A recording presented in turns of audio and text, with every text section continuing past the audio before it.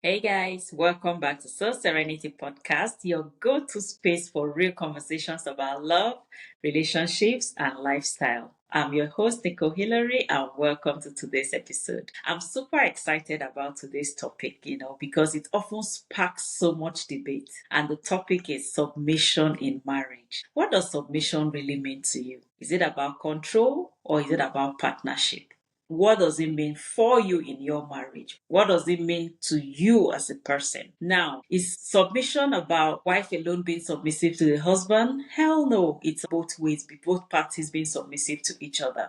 And both men and women can embrace submission in such a way that it strengthens their relationship. All right. Now, stick around because I'll be breaking it all down. Before we begin, don't forget to like, subscribe, and hit the notification bell so you don't miss any episode.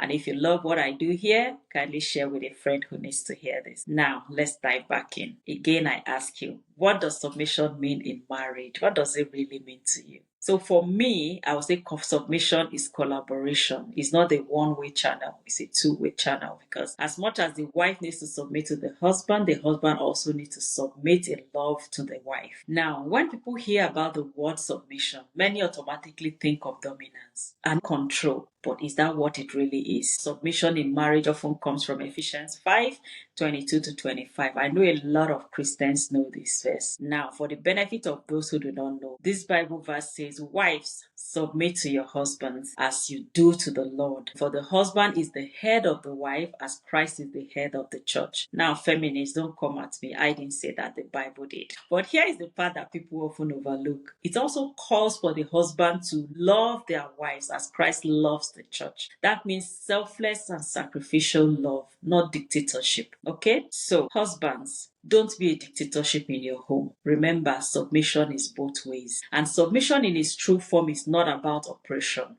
So don't oppress your wives, okay? Wives will submit to you, but you also need to submit in love to your wives. It's about mutual respect. It's about trust and it's about understanding, okay? Each partner needs to embrace that in order to bring harmony into the home. There are some myths and misconceptions about submission, and I'm going to be talking about a few. Myth number one, submission means the wife has no voice. Hell no, the wife do have a voice. A healthy marriage values both partners' opinion. And submission isn't about silence. It's about cooperation. It's about collaboration. Okay? It's being you. It's about to say what they also need to say. The second myth, submission is only for women. No, no, no. That's not correct. Marriage is about mutual submission. Okay? Like I said earlier, Ephesians 5:21 says, husband also needs to submit by loving, leading with wisdom, and serving their families. All right? So it's both ways. Myth number three,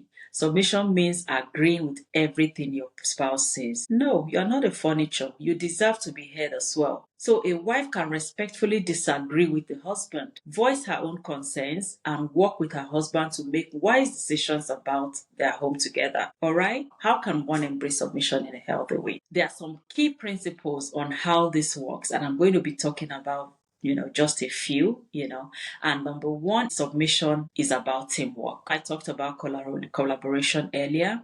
It's about the husband and wife coming together as a team to work together to make their home thrive. Marriage is partnership, not a dictatorship. And both parties should work together to make, decisions that benefit their family. Now, the second point is leadership is about service. A husband's role isn't about control. It's about leading with love, integrity, and wisdom. So it's not being a dictator in your home. You need to lead with love. You need to communicate with love. Okay, which brings me to my next point, communication. Talk about your expectations. Ensure that each party aligns and defines submission in your relationship the way it best works for you. Because what works in my marriage may not work for the other person. So think about what works for you and embrace it in a very healthy way. Now, while doing this, remember, trust and respect is very essential because true submission requires trust. A wife should be able to feel trust and valued, and a husband should also be trustworthy and accountable in their leadership. All right? So you can see it's not just about the wife being submissive. Now, let's address this question. Does submission still apply in today's world? With modern marriages shifting towards equality, shared responsibilities, and independent careers. Some people wonder if submission is outdated, but the truth is, submission is timeless.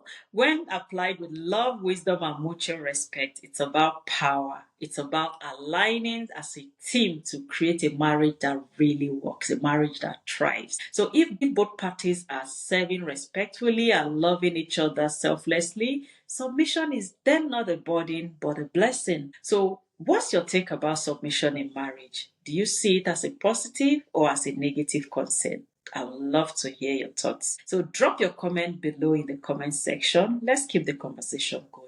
If you enjoyed this episode, don't forget to share with someone who needs to hear it, okay? Thank you so much for joining today. And remember, like this video, subscribe to my channel, and also remember to share with someone who needs to hear this. Until next time, remember, submission isn't about losing yourself. You don't need to lose yourself for any reason. It's about building a love that lasts, a love that truly, truly lasts. You need to love yourself, give love, and you also deserve love. Thank you so much for watching today, and bye for now.